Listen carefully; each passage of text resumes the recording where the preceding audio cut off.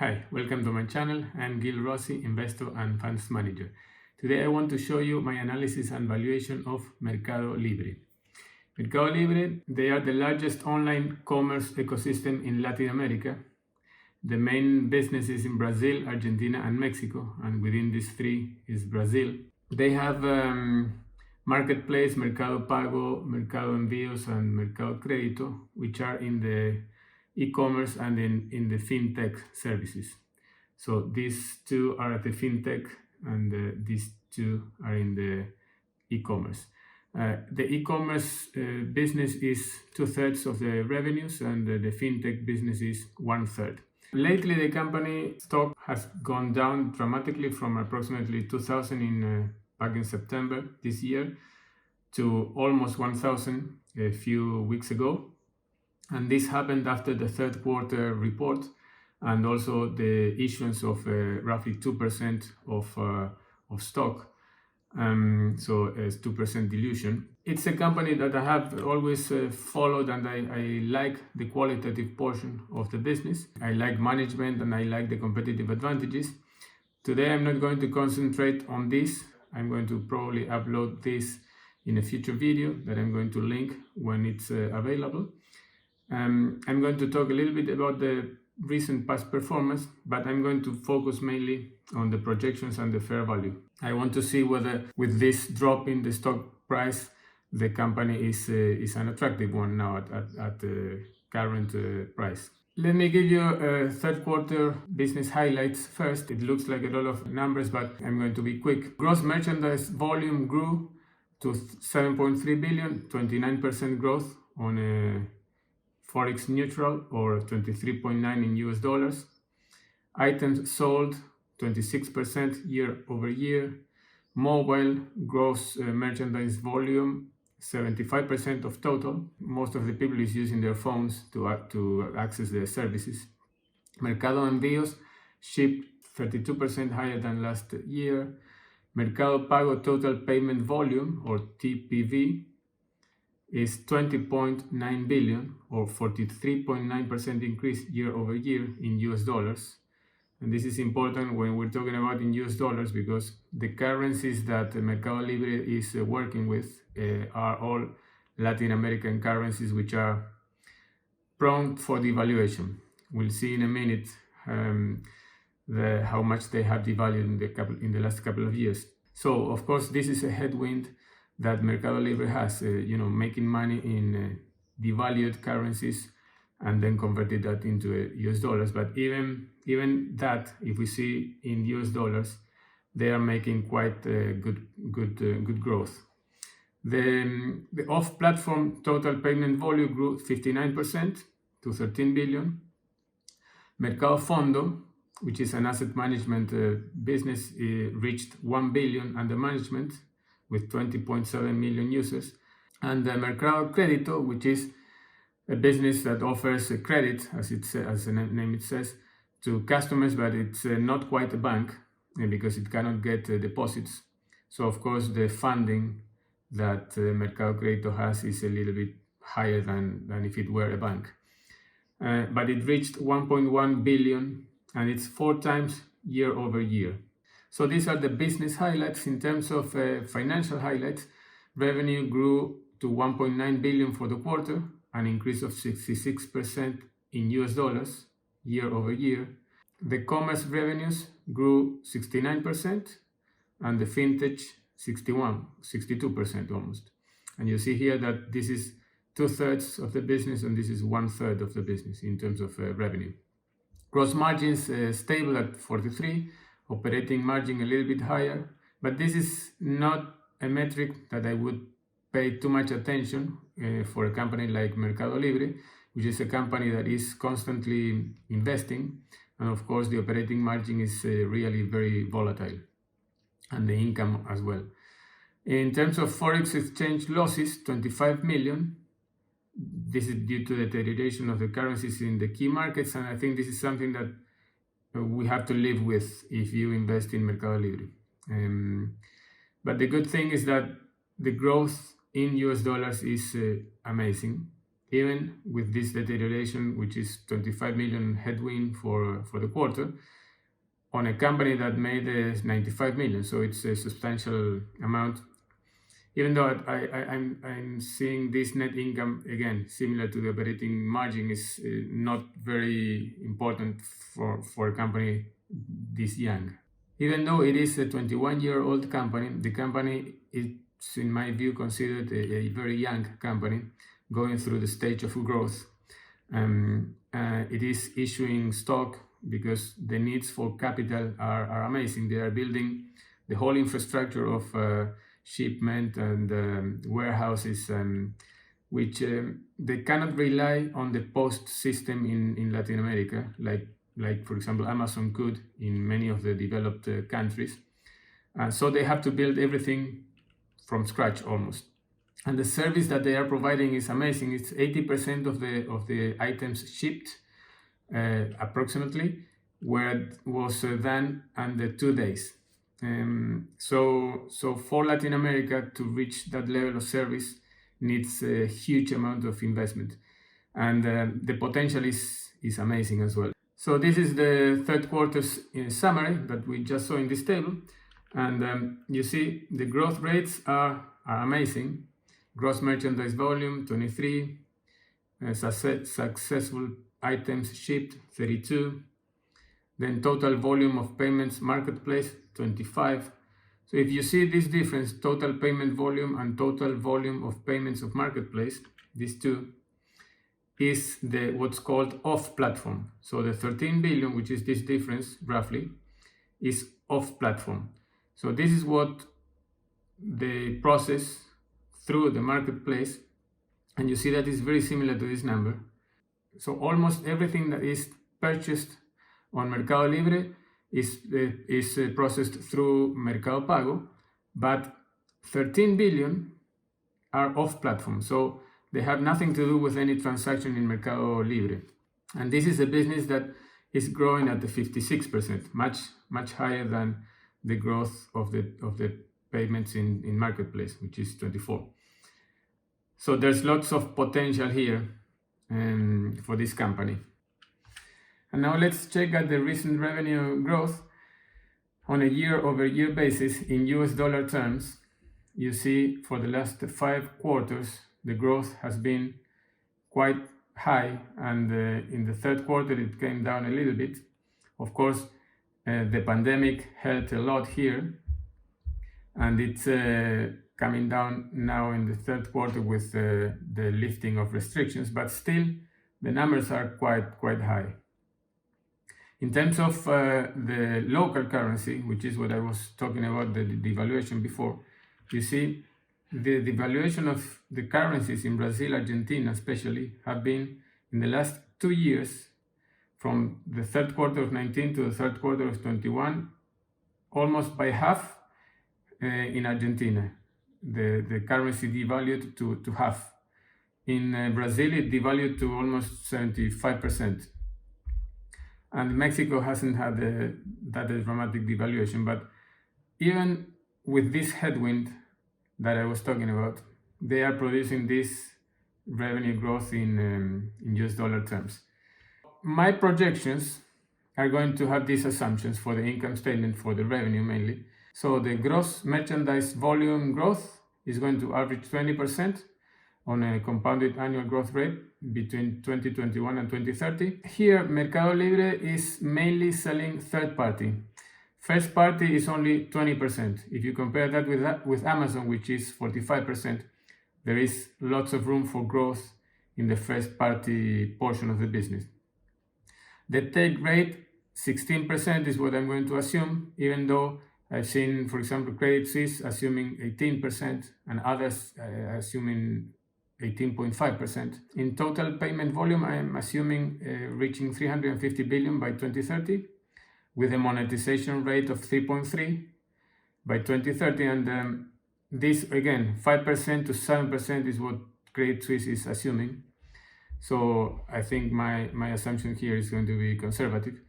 And in terms of gross margins, I'm assuming 39% and operating margins 20% for 2030. These are my assumptions, and you'll see that these are conservative versus what Credit Suisse is assuming. Okay, so in the income statement, this is the past 10 years. You see here total revenue grew at 33.3%, and the EBITDA at the 9% on the compounded annual growth rate. And the income statement that I am projecting is here in this bottom section from 21 to 30. The revenue is growing from 30% all the way to 17%, and will give me 32.281 revenue at the end of December 2030, 21% growth, which is smaller than this one. And the EBITDA will be 8 billion roughly, 35% growth. How do I come to this number? Let me explain the assumptions behind. So if we have this, the revenue between e-commerce and fintech, and we have the gross merchandise volume and total payment volume, we're going to concentrate on these two for the past few years. I said I'm going to assume a 20% growth of gross merchandise volume, which is going to reach 129 billion by 2030, and also said that the total payment volume was going to be 350 billion. This is the assumption for 2030. So if we calculate the take rate and the monetization, making this ratio between gross merchandise volume and e-commerce, and the total payment volume and the fintech, we get these numbers. What I'm going to assume is 16% of take rate, and in monetization 3.3%. As I said, this 3.3, I have seen 5 to 7% assumptions, and in this 16% I've seen 18.5. So I think that this is conservative. So if we calculate the revenue for 2030 is going to be the sum of 16% times 129, which is this, and the 3.3 times 350 billion, which is this, gives me the 32.80, the 32.2. That is my calculation. If you see this sensitivity, if I assume 18.5 here and 7 here, then I will get 48 billion. So it's a 50% higher, roughly, revenue than what I'm assuming. My assumptions of revenue is 32 billion, and let me show you the income statement as projected for Credit Suisse. In 2027, they are assuming 30 billion in revenues. If we keep compounding that at 30%, it will be 66 billion for 2030, compared to my 32 billion. So I am assuming half the revenue that the Credit Suisse is assuming. So I think that it is conservative, we can say.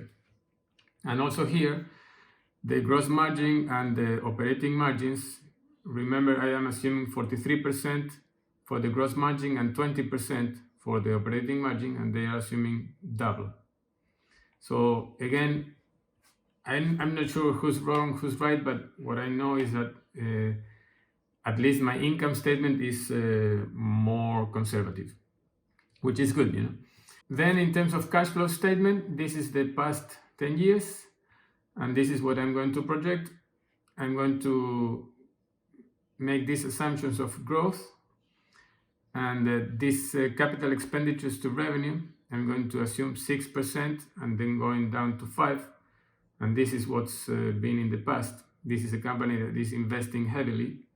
So, 6% was in December 2020, 6% in 19. So I think that this is something that we could expect in the next 10 years. I'm tapering it a little bit to 5%. So that gives me a free cash flow of 4.8 billion for 2030.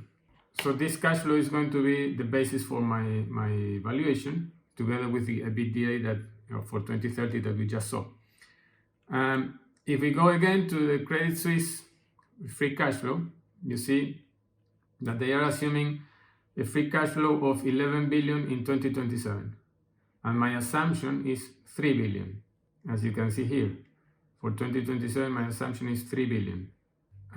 So I think that I am being quite conservative here. They are getting a value per share or equity valuation of 2,200.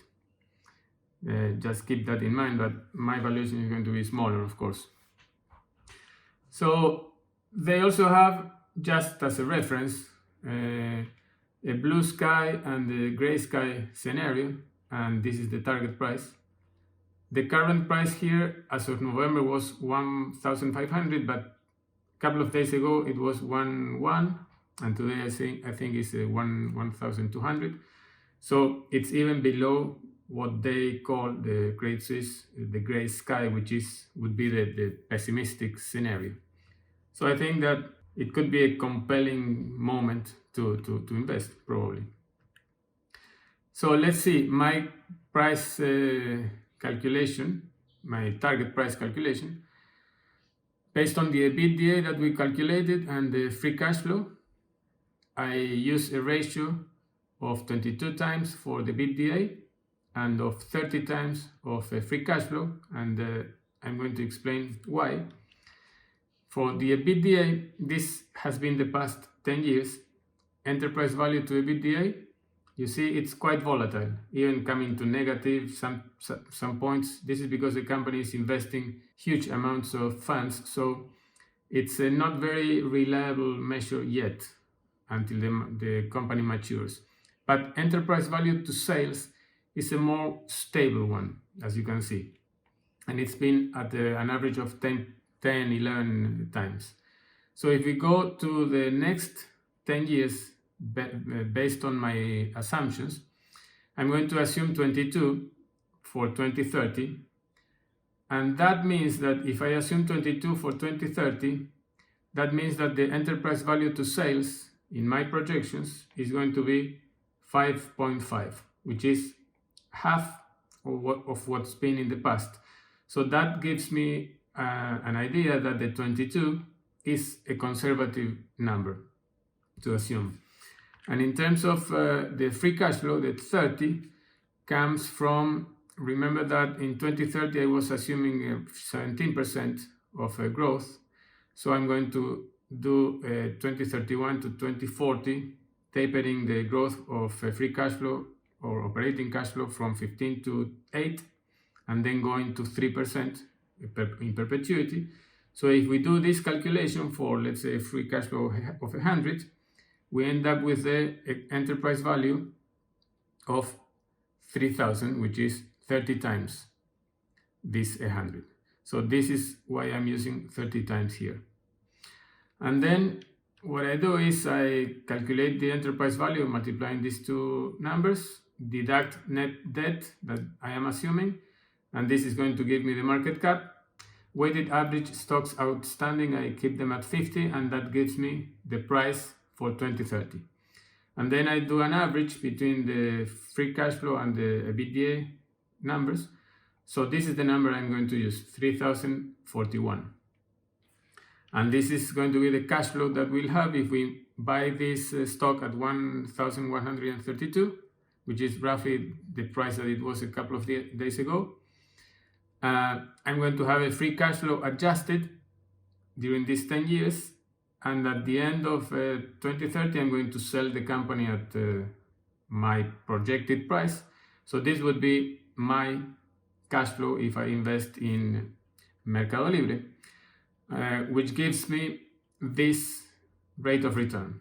So if we buy this company at 1,132, we will get 14.45% return, which is a very good return, I think, considering that I am assuming quite conservative projections, I think, compared to what other analysts are assuming.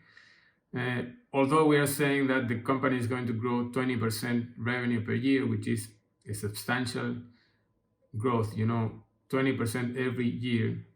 That's roughly doubling every 3.5 years or 4 years. I mean, you have to keep up with that pace, for 10 years. But the market in Latin America, in the business that Mercado Libre is in, which is e-commerce and the fintech, has huge potential.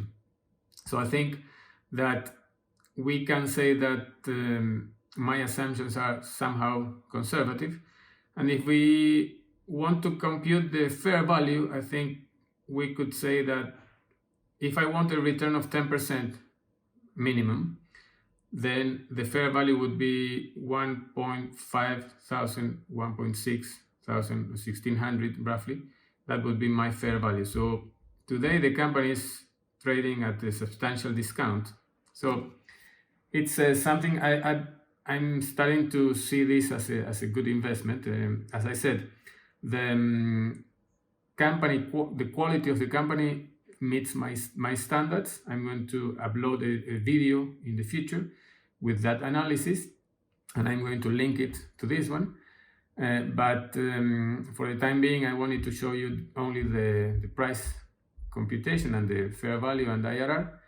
So I hope that you like it, and if you like it, please give it a like to the video, and thanks very much for watching, and I'll see you soon for another valuation or investment video, who knows, in a couple of weeks. Thanks very much. Bye bye.